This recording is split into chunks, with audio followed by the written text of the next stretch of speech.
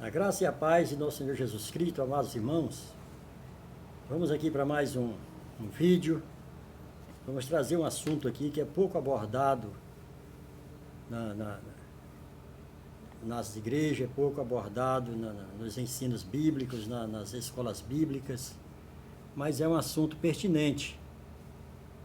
E nós vamos estar tratando de alguns assuntos assim, porque nós temos entendido que há uma necessidade da membresia, dos irmãos, estar conhecendo mais profundamente as Escrituras, a Palavra de Deus.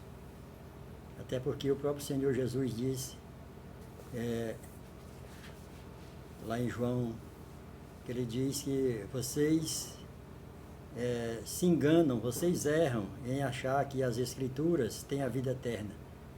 As Escrituras, elas testificam de Jesus que Ele que é a vida eterna, que dá a vida eterna. Pois bem, nós vamos trazer um assunto que está no texto acerca do casamento,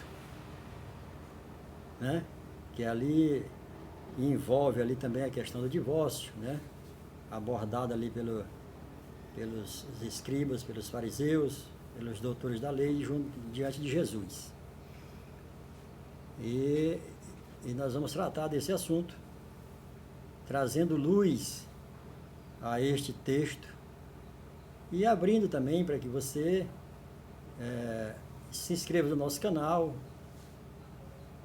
e também mande questionamento, perguntas, ou fale de qual assunto você quer saber, ou você quer que a gente aborde, para que você tenha mais clareza. Porque nós, como filhos de Deus, como cristãos, como salvos em Cristo Jesus, nós carecemos de nos aprofundar nas Escrituras, conhecer mais. E Ele tem o maior prazer, o Espírito Santo que habita em nós, Ele quer nos fazer lembrar daquilo que a gente lê. E a gente precisa buscar entendimento no Espírito Santo e através de outras pessoas que o Espírito Santo levanta, que traz até nós. Pois bem, o texto em apreço, ele vai falar aqui em Mateus 19, a partir do verso 1, que diz assim: E aconteceu que, tendo Jesus terminado estas palavras, o que ele estava pregando antes, estava ministrando antes, ele partiu da Galiléia e foi para os confins da Judéia, além do Jordão, E grandes multidões seguiram-no, e ele as curava, e eles as curava ali. E os fariseus também vieram até ele, tentando e dizendo-lhe: é lícito ao homem repudiar sua mulher por qualquer motivo? Olha só a pergunta. E aqui nós vamos deixar bem claro que Jesus nunca respondeu uma pergunta para os fariseus. Essas perguntas capciosas, essa pergunta que eles já tinham uma resposta, mas queriam pegar Jesus em alguma contradição. Jesus nunca respondeu, Jesus só falava, perguntava para eles como é que eles tinham visto na lei, porque eles conheciam a lei. Eles conheciam a Torá, o Pentateuco, que é os 5 primeiros livros da Bíblia, eles conheciam. Então Jesus nunca respondia uma pergunta, ele sempre respondia com outra pergunta, Se você observar, ele sempre respondia com outra pergunta. Aí, os fariseus fazendo essa pergunta, ele respondendo, disse-lhe: não tendes lido? Ou seja, vocês não conhecem a lei, vocês não leem a lei todo sábado, Que aquele que os fez, em princípio, aqueles que os fez no princípio e em princípio, os fez macho e fêmea, Ele respondendo disse-lhes: não tens lido, não tens visto na lei? Aquele que os fez no princípio, macho e fêmea, os fez. E disse: portanto, deixará o homem pai e mãe, e se unirá à sua mulher, e os dois se tornam uma só carne. Ou seja, a palavra aqui é amalgamado. Quando você amalgama, você mistura. Quando você vai fazer um bolo e você pega o leite condensado, e você pega ovos, você pega a farinha de trigo, você pega o chocolate em pó, e você pega ali os seus ingredientes, e você joga dentro de uma batedeira, de um liquidificador, ele vai misturar, vai amalgamar. Quando você coloca na forma e ele sai do forno, ele é uma massa só. Agora não dá para você separar. Ah, eu quero aqui o lado que tem o ovo, eu não quero com ovo, eu não quero com manteiga, eu não quero com leite. Agora amalgamou, essa é a palavra, se tornou uma só carne. Amém? Então Jesus responde com essa pergunta. Vocês não têm lido, né, como é que foi lá no princípio? E como foi lá no princípio? Gênesis, capítulo 1, 27. Deus cria o homem, né? E lá em Gênesis capítulo 5, verso 1, Deus cria o homem e a mulher, na criação, ele cria no mesmo instante. Não teve essa duração quando foi para a formação. Porque o Gênesis no capítulo 1 e no capítulo 2, ele vai tratar de duas coisas diferentes. Da criação, na eternidade, que Deus criou, e agora traz para a formação. Então, em capítulo 5, Gênesis capítulo 5, verso 1, diz assim: Este é o livro das gerações de Adão, no dia em que Deus criou o homem, a semelhança de Deus o fez, macho e fêmea, ele os criou. Então aqui ele cria macho e fêmea, na criação ele cria no mesmo instante. Agora na formação, ele forma o homem do pó da terra, né, do barro da terra, lá no Éden, e depois de um tempo, que a Bíblia não diz, depois de um tempo, ele, do homem, ele vai, na realidade ele mata o homem, né? O texto diz que Deus faz cair um profundo sono em Adão, e esse profundo sono aqui, nós sabemos que é aquele que dorme, o Filho de Deus, o salvo, aquele, ele só dorme, ele não está morto. Jesus vai chamar, assim como chamou Lázaro da sepultura, não destamparam a sepultura e foram lá buscar o corpo de Lázaro. Jesus, ele pede para tirar a pedra da porta da sepultura e ele chama: Lázaro, vem aqui. E ele vem. E assim, do mesmo jeito, Deus mata Adão. Esse profundo sono aqui é Deus que mata Adão. Depois que Adão morre, aí Deus corta um lado dele, fura um lado dele e tira uma costela. Dessa costela, Deus forma a mulher. Mas criar macho e fêmea, homem e mulher, Deus criou na eternidade. Criou nele, dentro dele. Amém? Então, e aqui também cai por terra a questão hoje, que tá muito em moda, a questão de gênero. O ser humano, ele não é um gênero.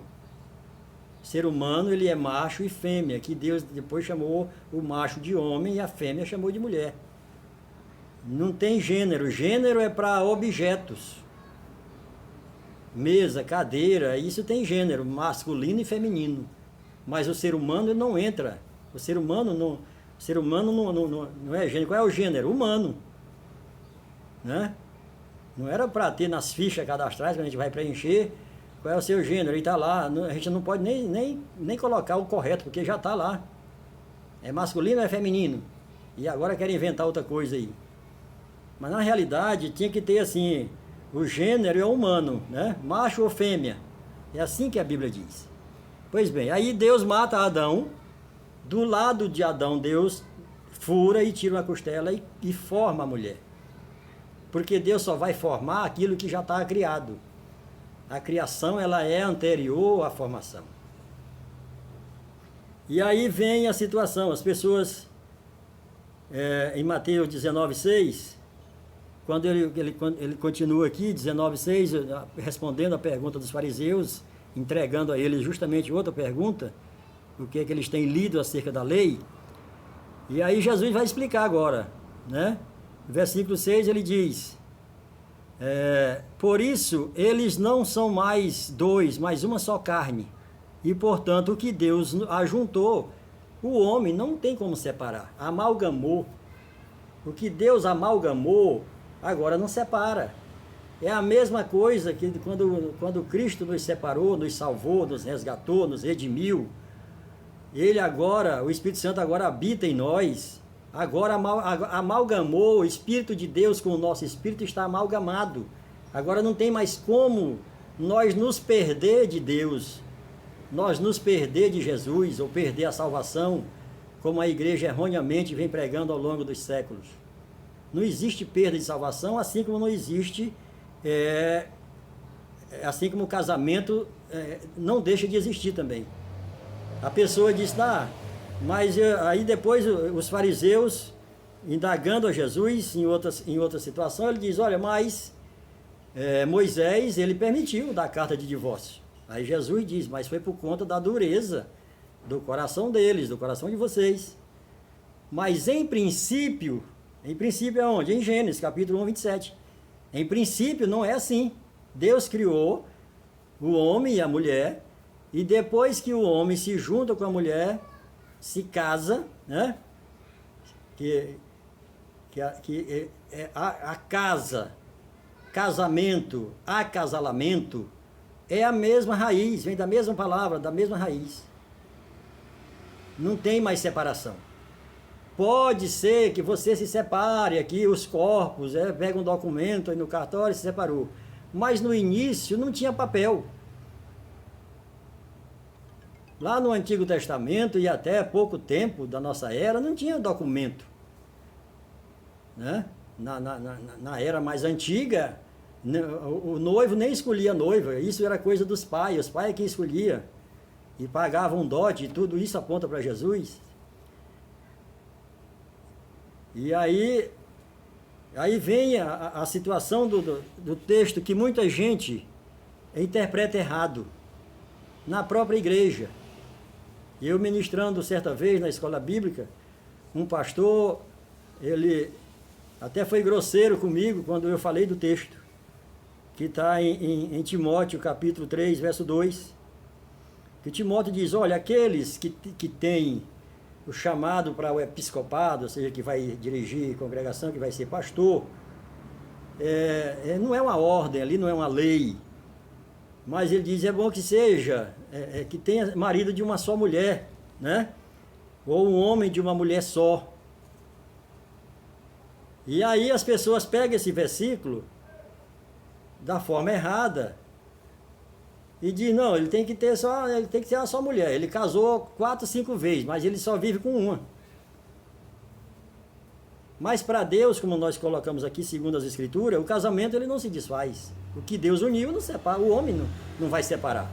As pessoas podem até não conviver juntas, mas você agora foi junto por Deus. Da mesma forma que nós somos amalgamados, nosso espírito, com o Espírito de Deus, e nós somos resgatados, nós somos salvos. Por mais que eu não faça parte de uma congregação por algum tempo, isso não significa que eu perdi a salvação por conta disso. Não, eu só não estou, por algum motivo, congregando numa determinada comunidade. Mas isso, aquela situação do meu espírito com o Espírito de Deus está amalgamado, porque não foi feito por mim, foi feito por Ele, foi Ele que me escolheu, foi Ele que me amou, foi Ele que me salvou. Amém? Então aqui é para respondendo esse versículo. E aí, esse pastor que quando eu estava ministrando, ele não recebeu essa luz, esse ensinamento, e a situação dele era de mais de um casamento. Aí ele disse, quer dizer então que eu estou em adultério? E eu nem respondi para ele, quem chegou a responder para ele foi um outro pastor, que falou, olha, é o que está na Escritura. Se você se casar, se você separar da sua esposa e casar, e ajuntar-se com outro, ou casar com outro, você comete adultério. Jesus, ele abre um precedente aqui, ele abre aqui, apenas quando você foi pego não é que em muitas Bíblias está errada a palavra, está em adultério, está em prostituição, mas nada disso tem a ver com a palavra. Porque só adultera quem é casado, né? A prostituição é por dinheiro, é por barganha. Mas na realidade, no texto original, está a pessoa que antes de se casar, fornica, tem fornicação antes do casamento. E aí depois teve o casamento. E aí depois, na noite de núpcias, o noivo descobre que essa noiva já tinha tido um relacionamento com outras pessoas antes de casar. Aí ele vai e pede a carta de divórcio, porque na realidade é uma anulação do casamento, porque o que faz o casamento se tornar realmente, de fato, não é um papel, um documento dado por um juiz. Não é isso, porque antes não tinha. O que faz com que a pessoa se case, independente de papel ou de igreja, é se deitar junto, ter relação sexual.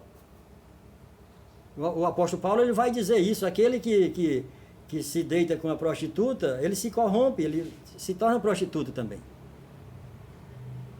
Porque ali teve um casamento, teve uma união, teve uma mistura ali, amalgamou ali, nem que fosse só por aquele instante. E dali pode gerar um filho ou não, mas ali já aconteceu um casamento, para Deus já é um casamento. Então a igreja não entende isso. A igreja entende, aí eu falei para esse pastor que não recebeu, eu falei, pastor, então vejam só, para aqueles que vão ser pastor, só é para ter uma mulher. E os irmãos, que é só da membresia, crente de banco, como a gente chama, eles podem ter 4, 5 mulheres, 3, não tem problema nenhum. Agora, para ser pastor, tem que ser só uma. É isso que o texto quer dizer? Certamente que não. O texto está dizendo que você tem que ser marido de uma só mulher. E só a morte separa. Porque não é o homem que separa, ou seja, eu não posso matar minha mulher. Minha esposa não pode me matar, aí não é válido. É só quando Deus separa, ou seja, quando Deus leva. Quando Deus mata, quando Deus leva um ou outro. Aí o homem ou a mulher está livre para se casar com o outro se quiser. Está livre. O apóstolo Paulo deixa isso bem claro. Então, se você se casou uma vez, largou, casou de novo, largou, casou de novo, você não é marido de uma só mulher, por mais que você esteja vivendo só com uma. Mas você é marido de 3, você casou 3 vezes. E eu tive agora vendo lá na igreja da qual eu congregava, um pastor que foi meu pastor, ele trouxe esse fato, ele não se aprofundou muito, mas ele foi certo, que ele disse, o casamento quando se desfaz, o ex, a ex, continua sendo da pessoa, que a pessoa nunca vai dizer o ex de fulano, vai dizer o meu ex, né? E às vezes quando fica com o filho que tem que pagar a pensão, diz o meu ex ou a minha ex veio pegar o dinheiro da pensão. Sempre é ex, mas é dele, é dela. Então isso não acaba. Então que fique claro, o que eu estou trazendo, a luz que eu estou trazendo para esse texto é que o casamento que Deus uniu, ninguém separa. Essa questão de divórcio, ela é só aqui para nossa, vamos dizer assim, para nossa dimensão aqui na Terra, né? É um documento ali, vai lá e tal. Porque você não nasceu depois que tira um registro de nascimento, não, você nasceu. E antigamente não tinha registro de nascimento, hoje tem. Da mesma forma, as pessoas se casavam e não tinha certidão de casamento, hoje tem. Mas em princípio não era assim, juntou, casou, está casado, teve relação sexual, casou. Então, ser marido de uma só mulher não significa viver com a só mulher. Você tem que ter uma única mulher do seu casamento. Se você se separou por algum motivo e se casou de novo, você está em adultério. Isso não tem nada a ver com perder a salvação. Porque a salvação, nós já explicamos que o Espírito Santo amalgamou com o nosso espírito. Foi Deus que fez isso. Você não vai perder a salvação porque se divorciou, ou porque largou a mulher e vive só.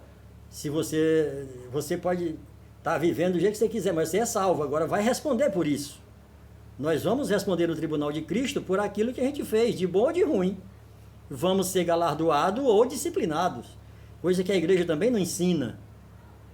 Mas nós temos que ter esse cuidado para buscar no texto, deixar que a Bíblia ela responda e não pegar respostas aleatórias para ir de encontro àquilo que eu estou querendo, para me salvaguardar. Eu preciso me colocar diante das Escrituras. E se tiver errado, me chegar a Jesus e falar que estou errado. Mas não trazer as escrituras para encaixar no meu erro e eu dizer que não estou errado, porque as escrituras estão dizendo que eu não estou. Então o texto é esse, né? Que tem muito problema, as pessoas não têm coragem de perguntar, e quando perguntam as respostas são evasivas. E eu queria trazer luz, e se você recebeu luz, se você foi esclarecido com esse assunto, se inscreva no canal, dê o seu like, dê o seu joinha, compartilhe, né, no seu grupo e coloque esse questionamento, diga do que a gente pode falar, o que você tem dúvida, para a gente estar trazendo a luz, trazendo aqui, trazendo mais, clarificando mais, porque é isso que as Escrituras querem, é isso que Jesus quer, que a gente se aprofunde mais em conhecimento. Que Deus abençoe a todos e que continue buscando e lendo a palavra do Senhor, para que possamos andar em conhecimento e em novidade de vida. Que Deus abençoe a todos em nome de Jesus. Amém.